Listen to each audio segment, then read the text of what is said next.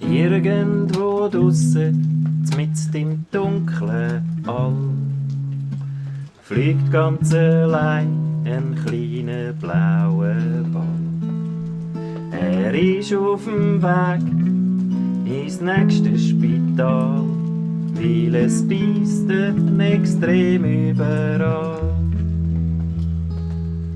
Der Doktor sagt aufgrund der Symptome, das ist ganz klar ein Parasit.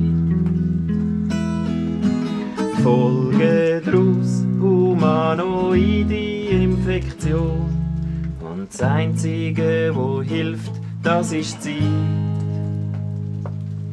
Es geht recht dreckig, unserem blauen Ball.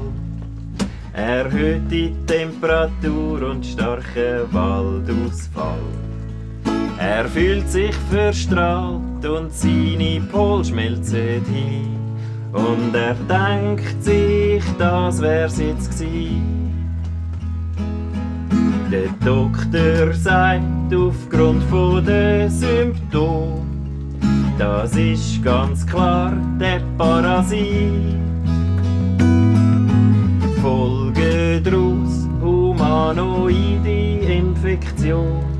Und das Einzige, wo hilft, das ist Zeit. Und plötzlich bebt's, es gibt einen riesen Knall. Und es schleudert der Ball quer durch schwarze All. Auf einmal ist still. Der Parasit ist vergessen, er hat sich selber aufgefressen. Und unser Ball, der fühlt sich rundum gesund. Er geht auf eine Reise, ein weiteres Jahr lang um die Sonne. Und erholt sich dort von seinem Leid. Beim kleinen Ball ist wieder alles im Lot.